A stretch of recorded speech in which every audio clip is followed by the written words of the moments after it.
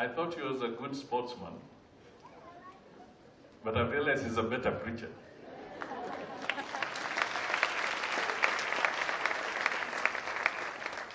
Because we have met and played golf with him, you must sometimes exercise, and he's a very good player, by the way. And on the golf course, there's something that you always say, keep your eyes on the ball, remain focused. So for a moment when I saw him on the golf course, I thought he had left his actual ball somewhere else. But I've come here and I've realized that even though he was on the golf course, this guy never left his eyes, never removed his eyes from the ball, and that is the word of God. So I congratulate you, and also Madam, and all the people who have worked tirelessly together, collectively, to bring honor to this church and to build it to where it is today. God bless you and continue with that effort. Second point I'll just talk about, because I've acknowledged him, is to just say that as he talked about the setbacks that we face individually, we are about 50 million people in Kenya today. So if you multiply all our setbacks together and consolidate into one, what does it become? It becomes a national setback.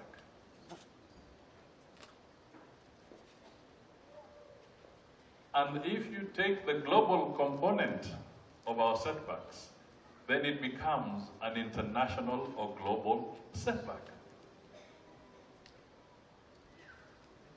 So he spoke to us today, and I listened. Very powerful sermon, very moving.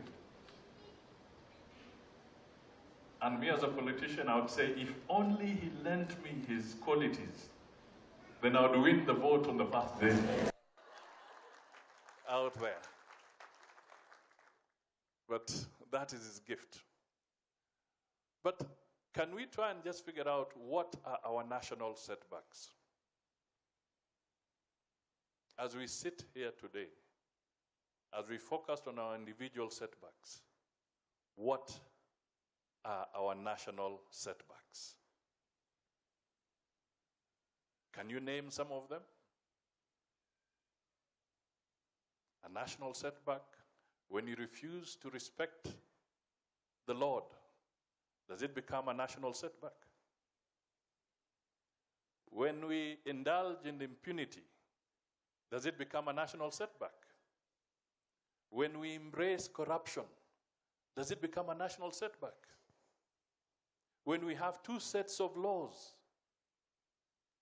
laws for those you believe are rich and laws for those you believe are poor, and you don't have a common law for everybody, is it a national setback? When you have your farmers out in the field not getting their fertilizer on time, not being able to till their farms on time, is it a national setback?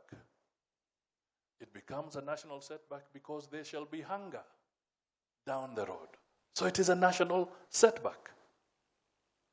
So as we look at what we do, as we look at how we approach life, we must also remember our personal choices contribute to the national setback.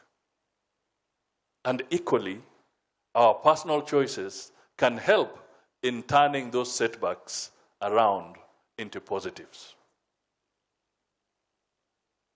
So I speak here just to consolidate his message and to say he has spoken very seriously. Finally, I came across some study by scholars, and it's a research done on Kenya. And they have found that 78% of Kenyans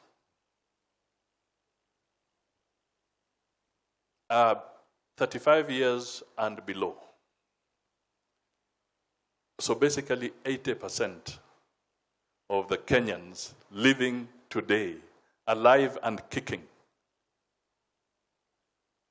are 35 years and below. We are about 50 million. We don't know what the census will produce, but let's assume we are about 50 million. So 80% of 50 million people living in Kenya are 35 years and below. Now, start looking backwards and say, how do we get jobs? How do we get shelter? How do you have our health care working? How do we get our systems of justice operating? How do we feed these people? Because if you're 35 years and below, you are active. These are people who are going to multiply our population. And by 2050, it's estimated we shall be 90 million. Because the structure of our demography is such that it is a young society. Tragedy.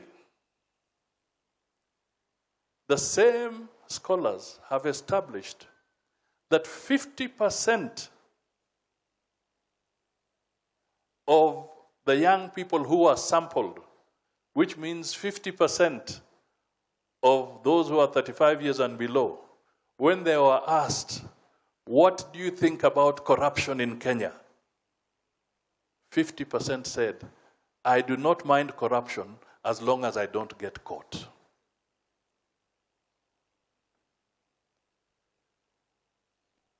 Is that a national setback?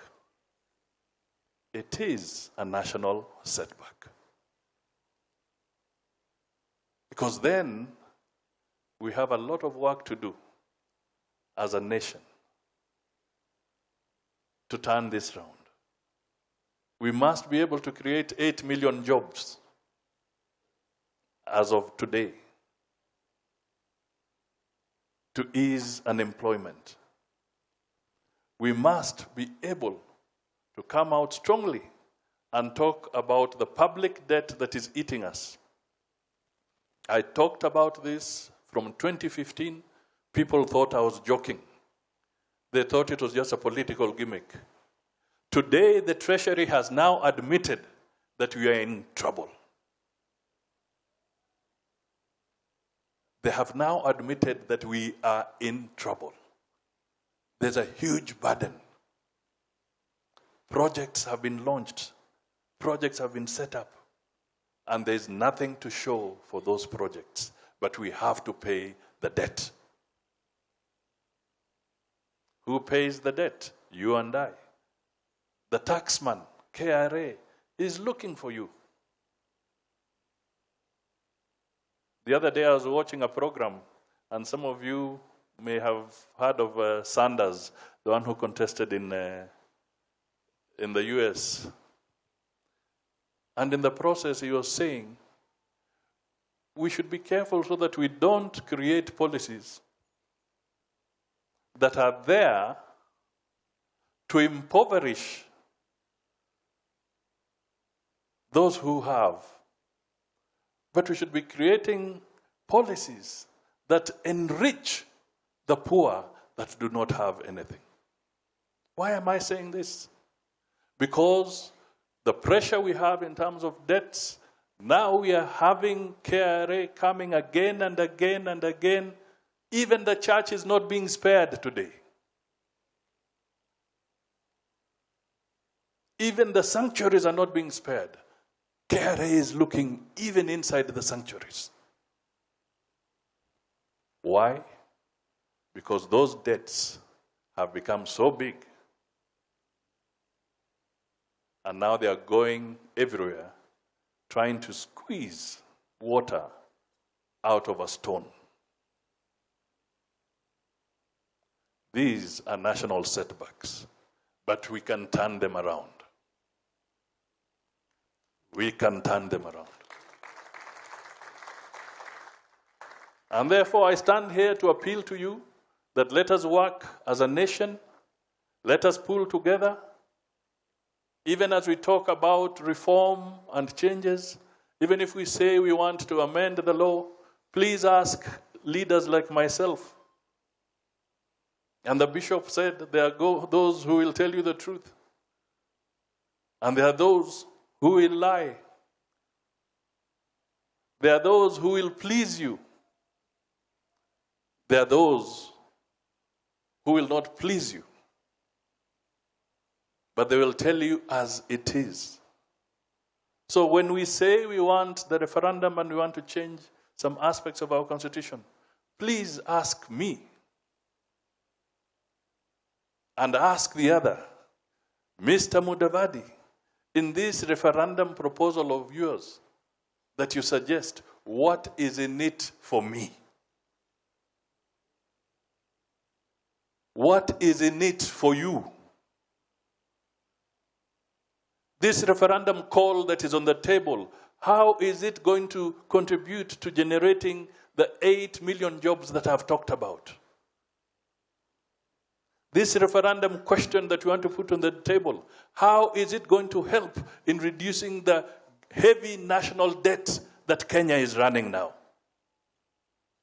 This referendum that we have, how is it going to help us deal with impunity and corruption?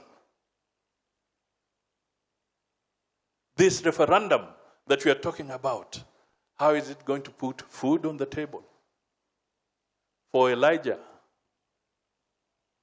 and yourselves? How is this referendum going to put medicine in hospitals? Or is it a referendum so that Musalia Mudavadi can walk and dance and trot and say, I am a big man? What is in the referendum for you? Let us have inclusivity. Let us dialogue. Let us do what is good for Kenya. Because once we do what is good for Kenya, we have done what is good for the Lord. So I will stop there. But I'll say, I'm so honored, and I've listened to the bishop. Don't be surprised if you see me here now a little more often. Because it has been a powerful sermon. The choir is excellent.